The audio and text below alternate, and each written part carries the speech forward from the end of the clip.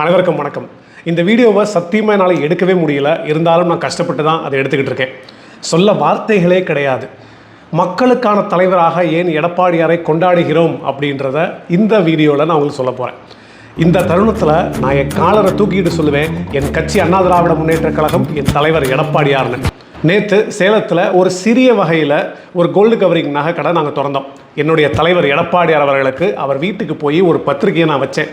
ஐயா கட்டாயம் வந்துருங்க அப்படின்னு அவர்கிட்ட நான் சொன்னேன். அவர் நான் சொல்லி அனுப்புகிறேன்ப்பா அப்படின்னு சொன்னார். நாங்கள் கடை வேலையெல்லாம் ஸ்டார்ட் பண்ணி திறப்பு விழா நாளும் வந்துச்சு. நாங்கள் சத்தியமாக எதிர்கூட பார்க்கல எடப்பாடியார் அவர்கள் கடைக்கு வருவார்னு. ஆனால் இந்த எளிய தொண்டனின் கடைக்கு அவர் வருகை தந்தார். அவருக்கு வரணுன்ற எந்த அவசியமே கிடையாதுல்ல. ரெண்டாவது, நாங்கள் பெரிய பெரிய நகைக்கடை போல் இந்த ஜாய் ஆலுகாசு, இந்த மலபார் கோல்டன் டைமண்ட்ஸ் மாதிரி மிகப்பெரிய அளவிலான கடையும் கிடையாது. ஒரு 300 ஸ்கொயர் ஃபீட் கடைக்கு எங்கள் தலைவர், இன்னமும் எனக்கு நெஞ்சு படப்படங்குது, ஒரு 300 ஸ்கொயர் ஃபீட் கடைக்கு எங்கள் தலைவர் முன்னாள் முதல்வர் எடப்பாடியார் அவர்கள் வந்து திறந்து வைத்தார். எங்களுக்கெல்லாம் பேச வார்த்தைகளே இல்லை. எனக்கு இப்போ கூட எனக்கு அந்த அழுகாட்சி வர மாதிரி தான் எனக்கு இருக்குது. நேற்று நடந்த விஷயத்தை சத்தியமாக நானும் என் குடும்பமும் என்றைக்குமே மறக்கவே முடியாது. திமுகவின் தலைவர் மாண்புமிகு தமிழ்நாட்டின் முதல்வர் அவர்களிடம் இந்த மாதிரி உங்களால் நெருங்க முடியுமா?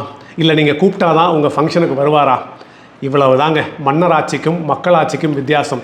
இதனால தான் எடப்பாடியார் அவர்களை நாங்கள் கொண்டாடுகிறோம். இளைஞர்கள் நாங்கள் கொண்டாடுவதற்கு காரணம் எடப்பாடியார் அவர்கள் எளிய தொண்டனுக்கான தலைவர் அப்படின்றதுனால தான் நாங்கள் அந்த மனுஷனை அந்த இடத்துல வச்சிருக்கிறோம். நன்றி, வணக்கம்.